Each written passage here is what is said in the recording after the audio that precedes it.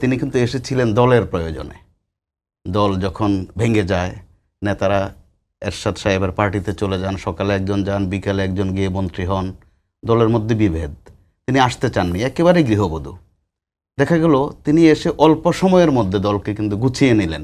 বড় বড় নেতারা কিন্তু চলে গেলেন, শুধু কর্মীরা, হারুন ভাইরা তখন ছাত্রনেতা, সম্ভবত চৌকর ছাত্রনেতা, তারা মাঠ কাঁপান। তাদের উপর ভরসা করেই ওই বিএনপিকে কিন্তু তিনি একটা রীতিমতো গণতন্ত্রের একটা দুর্গ করে গড়ে তুললেন। এর আগে কিন্তু তার রাজনৈতিক অভিজ্ঞতা নেই। একটা সময় এমন কথাও বলা হলো যে বিএনপির তো সবাই, এখন নাম উচ্চারণ করতে গেলে অনেকের নাম আসবে, তারা পৃথিবীতে নেই, অনেকে বড় বড় বাঘা বাঘা নেতা। এখন যেমন আমরা ট্রল শব্দটা ব্যবহার করি, তখন এই শব্দটা ছিল না। তখন কার্টুন ছাপা হতো, ব্যঙ্গ কার্টুন। বলা হতো যে শুধু বেগম জিয়া বাদে তো আর সবাই চলে গেলেন, তিনিও চলে যাবেন নাকি এরশাদের পার্টিতে, কেউ নাই। বেগম জিয়া একা একা কিন্তু মাঠ কাঁপালেন। একটা পর্যায়ে এসে, বিশেষ করে ৮৬ নির্বাচনের পর শেখ হাসিনার একটা ঘোষণা ছিল, ঐতিহাসিক ঘোষণা, যে যারা এরশাদের অধীনে নির্বাচনে যাবে তারা জাতীয় বেঈমান হবে। তিনি সেটা বললেন বিকাল নাগাদ, সন্ধ্যায় তিনি নির্বাচনে চলে গেলেন। আবার তার সাথে জামাতে ইসলামীও চলে গেল। সেই ক্ষেত্রে বেগম খালেদা জিয়া কিন্তু রাজপথে একাই হয়ে গেলেন এবং একাই তিনি আন্দোলন টেনে নিলেন। ওইটার তখনও তিনি যে উচ্চতায় উঠেছেন, ওই উচ্চতার প্রাতিষ্ঠানিক বা আনুষ্ঠানিক স্বীকৃতি মিলেছে ৯১ নির্বাচনে। ৯১ নির্বাচনে আওয়ামী লীগ তো ক্যাবিনেটও গঠন করে ফেলেছে, কে কোনটা পাবে তারা মোটামুটি মুজিব কোর্ট পরে বঙ্গবন্ধুর মাজার জিয়ারত করে একটা প্রস্তুতি নিলেন।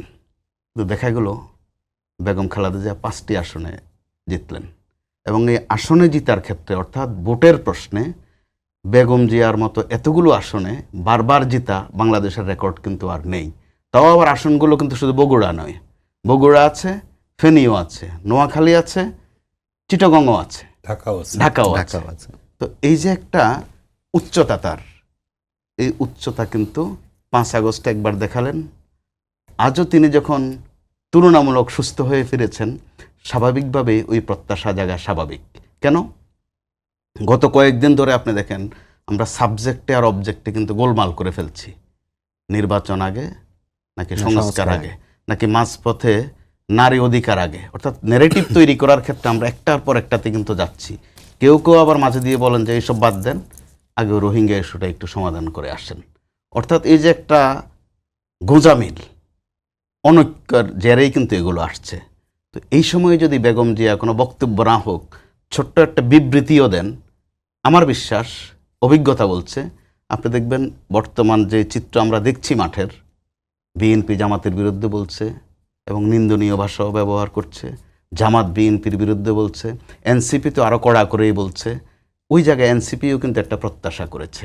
জামাত এরই মধ্যে লন্ডনে গিয়ে তাদের শীর্ষ নেতারা দেখা করে এসেছেন। তো ওখানে গিয়ে শুধুই দেখা করেছেন আর শারীরিক খোঁজখবর নিয়েছেন, কেমন আছেন, বিষয়টা এরকম নয়। রাজনৈতিক নেতারা যখন যান, ২-৪টা কথা অবশ্যই হয়, হয়তো বা গণমাধ্যমকে বলেন না। ওই জায়গা থেকে আমরা কিন্তু একটা প্রত্যাশা করতেই পারি, বেগম জিয়া যদি ২ লাইনের বা ৩ লাইনের একটা বিবৃতিও দেন এই মুহূর্তে, এই অমানুষাটা অনেকটা কেটে যাবে। যেটা প্রধান উপদেষ্টা চ্যালেঞ্জের কথা বলেছেন, ওই চ্যালেঞ্জ জয় করা হয়তো বা একটু সহজ হয়ে উঠবে।